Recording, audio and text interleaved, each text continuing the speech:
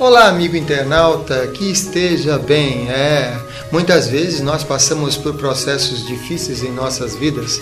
Precisamos utilizar estratégias que são solucionadoras, que acabam com nossas limitações e que nós transcendemos. Transcendemos o quê? Transcendemos a nós mesmos e nossas dificuldades. Desejo que você possa refletir um pouco na edição de hoje com o tema PNL e estratégia Disney, é o tema de hoje. Lembrando que o programa Consciência Próspera, ele tem o apoio do Instituto Biosegredo, Instituto de Biosegredo, que desenvolve trabalhos, atividades, cursos relacionados com desenvolvimento humano. Na parte técnica, fazendo a mágica acontecer, Alexandre Ferreira, do Ale Production. Também contamos com o apoio da Francesca Alberto, da Zona Sul de São Paulo, na J. Santos Imóveis. O tema, repito mais uma vez, PNL e estratégia Disney. A pessoa que nós trouxemos aqui aos estúdios para gravar essa entrevista é Daniela Dias, a primeira Master Training do Brasil. Vocês vão ver que essa consultora empresarial e pessoal tem muitas informações, uma das maiores consultoras nessa área aqui no país, para falar sobre PNL e estratégia Disney. Tudo bem, Daniela? Tudo bem, Samuel. É um prazer estar aqui de novo com você para falar agora um pouquinho sobre essa estratégia Disney, que é uma coisa que tem tudo a ver com a prosperidade também, né? E também tem a ver, né, com o sonho de várias pessoas, vários brasileiros que querem, as crianças e os adultos também, ou as crianças crescidas que querem conhecer a Disney. Quantas vezes já foi lá na Disney? Olha, eu já fui 4 vezes lá para Disney, mas que a gente estava até observando na última vez, até semana passada a gente estava lá. A maior parte das pessoas lá são os adultos e não as crianças. É verdade. Mas tem essa criança interior que todo mundo quer levar ela para curtir aquele espaço que ele simplesmente é mágico. É engraçado que quando a gente vê nos parques de diversões, né, é a mesma face quando a gente vê os adultos entrando numa casa de doce, né? Vê aquela expressão, aquela coisa de alegria, aquela coisa de contentamento, né? Vamos brincar, vamos brincar. Eu acho que de certa forma é quando as pessoas lembram que elas têm essa criança interior e acolhem um pouquinho essa criança com um docinho, com uma diversão, com um lugar assim mágico. Muito bem. O que é a PNL? Como é que surgiu a PNL, Daniela? Bom, a PNL ela é a programação neurolinguística, né? Então ela surgiu no começo da década de 70 com o propósito principalmente de entender como é que esse nosso cérebro funciona, principalmente para quê? Para a gente poder estar atingindo resultados. Mas de que forma? Não é simplesmente estar fazendo, mas estar atingindo um resultado com excelência. Fazer aquilo que os outros já fazem, só que de uma maneira mais produtiva, de uma maneira mais saudável para a pessoa. Nessa questão da PNL, qual é o significado, então, da programação neurolinguística? O que é dessa definição da programação neurolinguística? Em que áreas que ela vai atuando, por exemplo, nessa mentalidade humana? Então, a definição dela está ligada assim, a programação. Tudo aquilo que a gente fala, a gente está se autoprogramando. E aquilo que a gente fala para o outro também, automaticamente a gente está programando o outro. E então a gente guarda essas palavras e a gente transforma elas em crenças que acabam moldando a nossa vida. E aí o que é o propósito da PNL, né? Mudar essa programação que a gente tem já desde pequeno, para a gente ter uma comunicação mais saudável com a gente, com o mundo, com as pessoas e fazer esse mundo melhor. E o que acontece com a neurolinguística, né? Então a gente está usando toda a nossa parte neurológica para a gente processar a informação, mudar a forma da gente sentir, a forma da gente falar, a forma da gente ver as situações. E assim a gente vai usar uma linguagem efetivamente mais saudável. Por falar em linguagem, por usar essa comunicação, né? O que é a PNL, né? O que é a programação neurolinguística? Entende por comunicação? O que é a comunicação? Porque tem uma visão bem interessante, né, da PNL. O que é legal da comunicação não é só as palavras, né? Tem a comunicação verbal e a comunicação não verbal. E o que é interessante nesse processo? A linguagem verbal, aquilo que a gente está falando, expressando no nosso dia a dia, ela corresponde só a 7% da comunicação. A verbal. E o 93% é a comunicação não verbal. O que o seu corpo está expressando, como que ele está expressando, se é uma parte, se são as duas partes, isso é uma congruência ou não. A que mensagem que você está passando efetivamente para o outro, sem dizer palavras.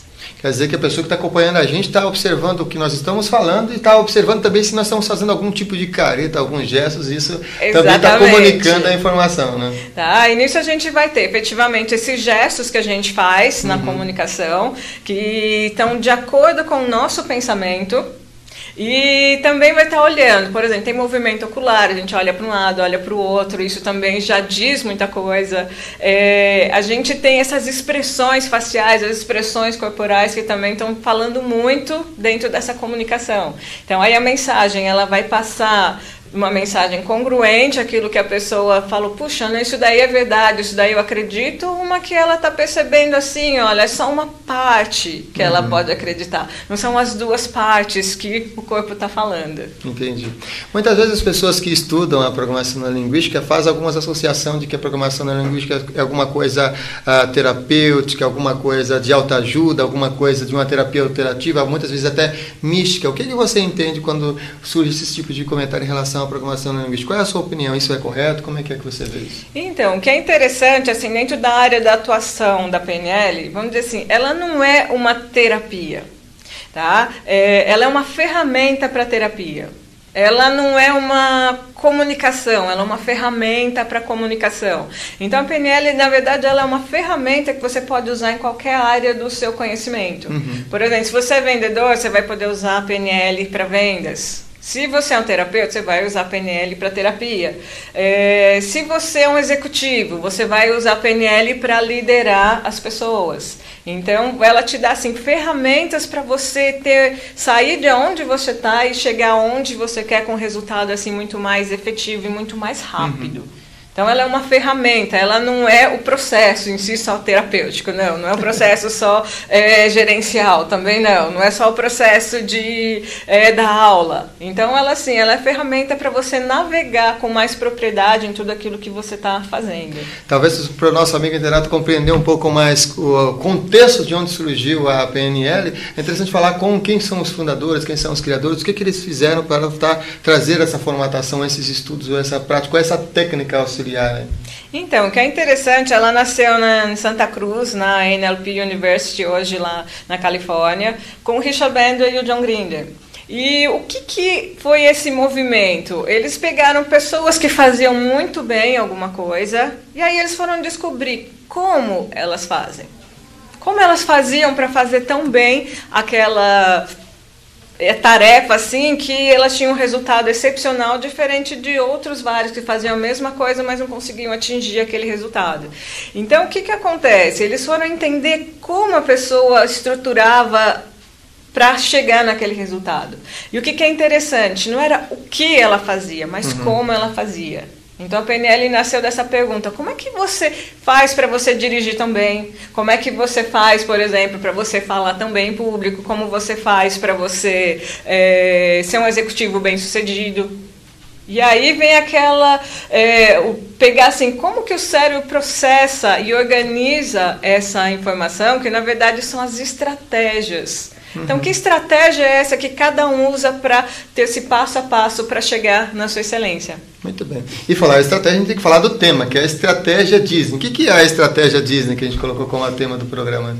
Então, a estratégia Disney, o que é interessante? Ela fala, Disney tem uma excelência em fazer tudo aquilo que ele faz. Sim. E o que uma pessoa assim, que estuda a PNL também, que eu falo assim, é um dos meus mentores, que é o Robert Dilts, ele foi descobrir assim, o que é isso que o Disney fazia para criar a magia. Para criar, por exemplo, não só um parque de diversão fantástico, mas criar filmes, criar todo o envolvimento. Hoje, o que a gente já sabe, né? A Disney faz parte da nossa vida, Samuel, desde que a gente está na barriga da mãe. Ou é aquela roupinha bonitinha ali que tem um Mickeyzinho, Baby, ou tem um Pluto, ou tem um personagem da Disney. Sim. Aí depois começam os livrinhos da Disney, começam os filminhos da Disney. Então, o que acontece? Ela já está praticamente, desde que a gente nasceu, a Disney está na nossa vida. É da família, né? Exatamente. Faz parte, é um membro da nossa família, né?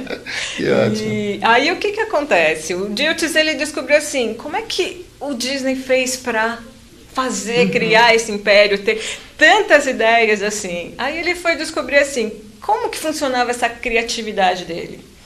Então, hoje, por exemplo, se você vai nos parques de diversão da Disney, tem frases do Disney por todo o parque ali, para quê? Para incentivar as pessoas, principalmente, a sonharem. E aí, o que acontece? Quando as pessoas estão na Disney, você não é um cliente, você é um convidado. Então já é um termo diferente. As pessoas que trabalham lá, elas não são funcionários, elas são parte do elenco. Por quê? Tudo na Disney é como se fosse um palco. Então as pessoas estão ali se expressando, cada um tem o seu uniforme, assim, que seria a sua fantasia, a sua roupa para estar atuando ali naquele palco. Uhum. E o que acontece? O Robert Dilson, ele foi procurar e descobrir como o Disney conseguiu criar esse império tão fantástico que é a Disney hoje. Entendi. Aí que vem a estratégia. Como é a estratégia que ele utilizou, é isso? Exatamente. Uhum. E o que é interessante, você pegar hoje, o Disney, ele não fazia tudo junto aqui, não, deixa eu pensar aqui, depois deixa eu fazer, Não, o que ele fazia? Ele tinha um espaço específico onde ele ia sonhar, onde ele ia criar. Até uma das frases que ele tem, né, que saiu muito na internet, né, a partir do momento que ele descobriu que os sonhos poderiam se tornar realidade, ele começou a dizer assim, que ele não dormia mais para dormir, para descansar, ele dormia para sonhar. Olha que legal. Vamos ver as imagens que a Daniela trouxe, por favor, Alexandre. Tem algumas imagens que ela trouxe, olha lá, numa fila lá na Disney, não é isso? Isso, o que é interessante que a gente pode ver aí, né? Todas as pessoas da Disney ali seria só um passeio tipo numa selva que tem lá num dos parques, no Magic Kingdom, e todas as pessoas estão ali uniformizadas, estão ali todas bonitinhas, para quê? Para criar aquele clima da selva. O clima da selva, né? Isso. Aí as pessoas estão ali, assim, num cenário. Então, o que a gente tem ali? Isso é a saída, né, dessa atração. Então, a gente tem ali todo um cenário ali construído que parece efetivamente que você está fazendo um passeio pela selva. Talvez aí, então, a pessoa que está acompanhando a gente também se inspire em criar um ambiente que possibilite, então, uma reflexão criativa, uma reflexão sonhadora, como no caso da pessoa, por exemplo, a pessoa quer realizar alguma coisa.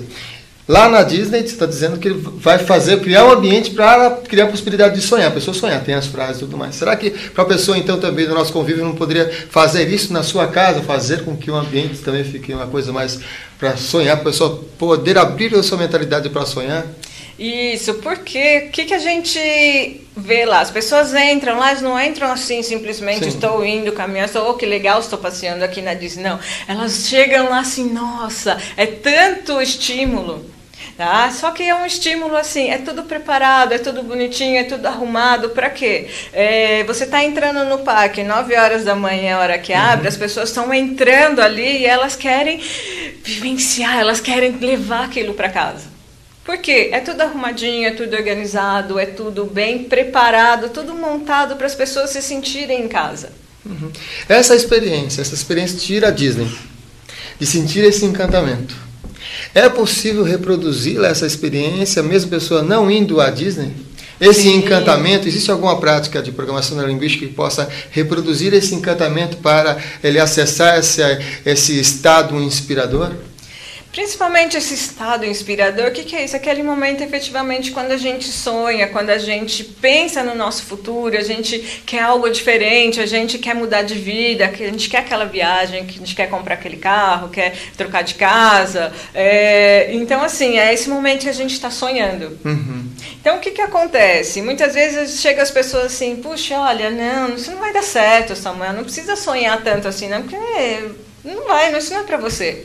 Então, o que acontece? Isso não é efetivamente sonhar. Então, dentro da PNL, a gente tem, baseado nessa estratégia Disney que foi criada, um espaço onde você vai estar ali só para você sonhar. Só para sonhar. A gente fala assim, para você sonhar, viajar na maionese, assim, sem barreiras, sem vozes ali no seu ouvido dizendo que você não é capaz, que você não pode, não. Esse espaço onde você vai lá soltar a sua imaginação. E aí o que acontece? Isso era o que o Disney tinha, um espaço onde ele só fazia isso. Sonhar. Que a gente chama, que é o espaço do sonhador. Era um espaço físico que ele criava mesmo? Um espaço físico. Então ele tinha um local específico que ele ia só para ele sonhar.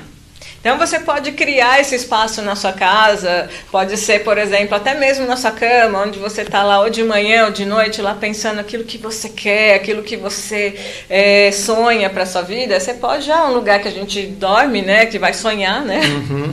E aí já é um espaço que você pode usar para isso, para lá soltar a sua imaginação e criar, sem limites. E aí ele tinha um outro espaço. Esse é o primeiro, que é o espaço de sonhar, do sonhador. Isso. E aí depois ele tinha um outro espaço, que era o espaço do realizador. O que acontece? Para todo sonho se tornar realidade, esse sonho precisa ser trabalhado.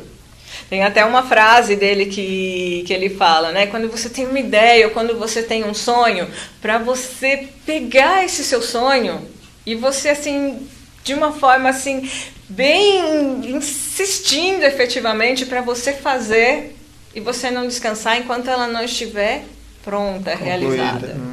Só que não é simplesmente, tá pronto. Não, que ela esteja bem pronta, bem feita. Isso que é importante. Então, esse é o espaço do realizador, onde você vai efetivamente começar a colocar a mão na massa. E aí o que você vai fazer? Você vai, por exemplo, na cozinha, onde você efetivamente está fazendo algum tipo de trabalho, seja cozinhando, seja lavando louça, vamos dizer assim, é um espaço onde você já está colocando a mão na massa, você está realizando alguma coisa. Então, o que acontece? Nesse espaço é você pegar seu sonho e você pensar, o que eu posso fazer para eu realizar esse sonho? Qual vai ser o primeiro passo? Qual vai ser o segundo? Qual vai ser o terceiro? E você já começar a fazer esse passo a passo, você já começar efetivamente a ir atrás desse sonho. Legal, a pessoa então vai lá e sonha lá no quarto, sonha aqueles sonhos que ela tem, imaginação, sonhando. Depois ele vem para a cozinha para treinar o seu realizador, né? Exatamente. Você colocar a mão na massa. Começar assim, já uma que a gente chama na PNL uma âncora, né? Você já tem uma âncora de você estar fazendo alguma atividade. Uhum. Então, é esse espaço da cozinha onde você... E aí, qual vai ser o primeiro passo? E o segundo passo? E o que eu preciso fazer hoje, agora? Tá? Como é que eu vou começar? Preciso ligar para alguém? Eu preciso ir no computador? Eu preciso fazer o que agora? Cozinhar as ideias. Exatamente. E qual é o próximo passo? E aí depois o que acontece? Você sonhou, você começou a fazer, e aí você tem um espaço onde você vai avaliar. É até um espaço que a gente fala assim, é o crítico construtivo. Então, o espaço onde a gente sonha, o espaço onde a gente realiza, o espaço onde a gente critica, essa crítica construtiva. E aí, o que é essa crítica construtiva? É você olhar para o sonho, você olhar para o que você está fazendo e descobrir se o que você está fazendo está te levando a realizar esse sonho, ele está ficando mais próximo de você, ou se esse sonho ainda precisa ser melhorado. Ou você precisa melhorar aquilo que você imaginou fazer ou já está fazendo para chegar lá. Então, esse é o espaço onde você vai avaliar. O que você fez? Isso que você fez está te levando lá para o mais próximo do seu sonho? Ou está trazendo o seu sonho mais próximo de você? Se não, o que acontece? Você volta para o sonho e começa a melhorar esse sonho. Interessante. A gente pode até correlacionar então com mais um cômodo da casa, né? Vamos para a sala. Aí chega lá na sala, vamos ver quais os pontos positivos, quais os pontos negativos. Se tiver alguém, já compartilha, já vai ver também outras ideias, se isso é aceitável, reconhecível para o mundo, para as pessoas, para o ambiente, né? Exatamente. Para quê? Para você ir trazendo, tornando mais palpável aquele sonho. Uhum. Porque se a gente não tem sonho, Samuel, o que acontece? A gente não tem motivação. E sem motivação, o que acontece? A gente olha para o nosso futuro falando, puxa, não tem nada atraente, então assim, então não tem motivos para eu estar lá. Se lá tá ruim aqui também, então eu vou ficar aqui mesmo. Entendi. Um processo, normalmente as pessoas falam que o processo de programação é um processo mágico, inclusive um dos livros, né, clássicos é A Estrutura da Magia.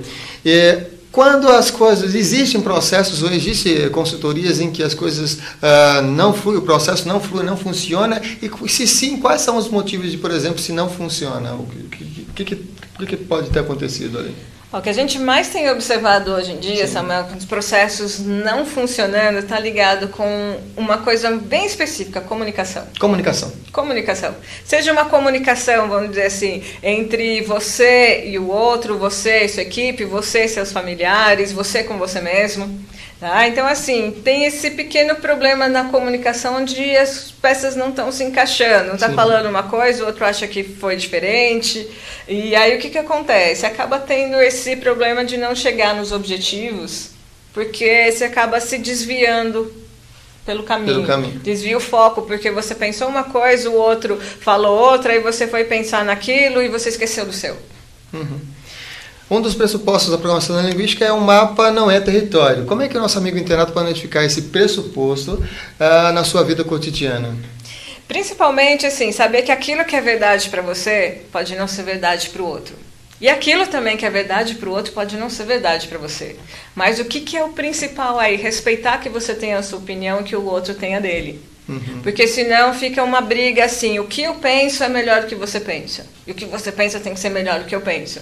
E aí gera aquele problema da comunicação de novo. Tá? Os relacionamentos aí acabam ficando complicados porque o meu é melhor, não, o meu é melhor, não, o meu é melhor, não, o meu é melhor.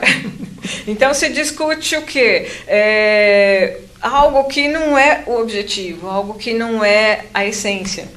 Entendi. Não está se focando no resultado, está se focando no processo. Um dos temáticos do nosso programa que é sempre presente e recorrente é a questão da prosperidade. Muitas vezes a questão da prosperidade não só associada só à questão financeira. Mas vamos voltar para o ponto do financeiro mesmo. Qual a programação linguística? Qual é essa estratégia? Qual é a estratégia Disney? Que dica você daria ao nosso amigo internato que quer desenvolver essa saúde financeira, essa inteligência financeira, lidar com a energia do dinheiro? É possível trabalhar com a estratégia Disney? Com certeza, porque essa estratégia do Disney é uma estratégia de criatividade. Então, o que acontece? Se você não está tendo seu sucesso hoje financeiro, o que acontece? É porque você está fazendo o que a gente fala assim, mais do mesmo. Então, você precisa soltar sua criatividade lá para aquele espaço do sonhador, para você ir pensar, o que você pode fazer diferente?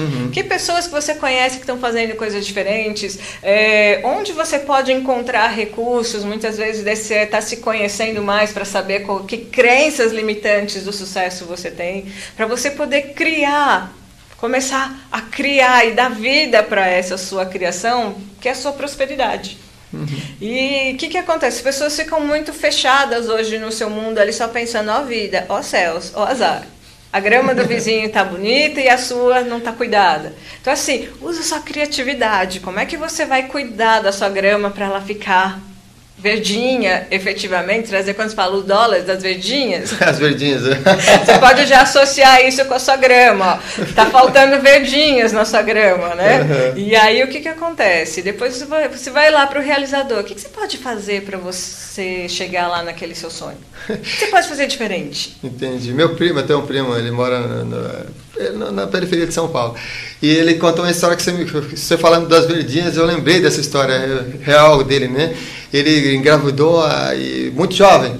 E a única coisa que ele tinha disponível era trabalhar como lixeiro, né? Que era como catador, né? E aí ele sempre fazia assim, como a menina estava grávida e tudo, ele falava que quando ele saía na rua para catar o lixo, para vasculhar o lixo, ele falava assim, estou vendo as minhas riquezas, são um saco de dinheiro. Então eu vou vasculhar o meu saco de dinheiro. Era o que ele fazia durante muito tempo, ele ficava alguns meses nesse trabalho, nessa função, mas imaginando que cada saco daquele era um saco de tesouro, descobrindo um tesouro. Para ele era uma coisa que era uma mentalidade de funcional. Depois ele mudou e foi trabalhar em outros lugares, mas essa mentalidade também do Jardim. A gente, qual é a nossa visão, né, em relação à vida e qual é a visão em relação à nossa situação cotidiana, talvez essa mudança, né? Isso que é legal, por exemplo, ele usou a criatividade, bem até a criatividade dele, foi assim, puxa, eu não estou pegando um saco de lixo, eu estou pegando um tesouro. O que acontece? Vai mudar para o patrão dele? Não, mas isso muda a forma dele trabalhar, dele olhar para o trabalho, com certeza. E cada saco daquele de lixo, o que ele estava fazendo? Ele estava realizando o quê? Não mexer no livro daqui para lá, mas ele estava fazendo o quê? Mexendo os tesouros dele, trazendo para mais perto dele. Muito bem, tá vendo aí, ó? Você está vivendo a situação e fala, estou num emprego que me parece um lixo. Aí muda a mentalidade, que talvez o seu emprego mude ou você se mude do emprego também, que é outra possibilidade, né? Essa mudança de mentalidade influenciar. Só usar a criatividade. Usar a criatividade. Vamos mostrar de novo aquela imagem que a Daniela trouxe, só para o nosso amigo internauta gravar aí as 3 áreas, né? As 3 áreas para a pessoa desenvolver, né? Que está ali, ó. Isso, Sonhador. Vamos. Primeiro lugar no sonhador. Segundo lugar, a gente vai para o realizador. E terceiro lugar para o crítico. Tem até a setinha. Você sempre começa no sonhador, vai para o realizador, vai para o crítico e volta no sonho. E aí tem uma frase que eu vou ler aqui para vocês. Tem a frase no slide. Ó. Pegue uma boa ideia e fique com ela. Siga insistentemente e trabalhe nela até que seja feita. Muito bem feita. Aí tem o Mickey com os braços abertos, né? Exatamente. E o que é uma mensagem assim final do Disney, que é muito importante para essa criatividade, que ele falava assim, ele podia ensinar para as pessoas qualquer coisa, fazer qualquer coisa dentro do trabalho, da vida, mas ele não podia ensinar as pessoas a sorrirem. Então, sorrir é uma coisa que torna a gente uma pessoa próspera, uma pessoa aberta para o mundo de bem com a vida, e isso faz toda a diferença na nossa vida. Muito bem. E é com um grande sorriso que nós aqui estamos chegando ao final do programa Consciência Próspera, recebendo Daniela Dias, a primeira Master Trainer do Brasil, sempre trazendo com uma clara, uma ótima comunicação aqui essas ideias de desenvolvimento humano e de transformação da consciência. Quer deixar mais alguma mensagem para o nosso amigo internauta? Se precisarem de alguma informação, de alguma ajuda, mais criatividade, pode entrar no nosso site no www.projetonascente.com.br. Obrigada. Muito bem. E nós agradecemos aqui a Daniela e agradecemos você também que está nos acompanhando sempre o programa Consciência Próspera. Se você gostou, indique, compartilhe, divulgue para os seus amigos, que pode trazer aí alguma inspiração. Ele vai se tornar uma pessoa mais sonhadora, mais realizadora e uma pessoa mais crítica, e aquelas pessoas que colocam realmente em ação. Um beijo de luz no seu coração e espero você na próxima edição do programa Consciência Próspera. Até lá!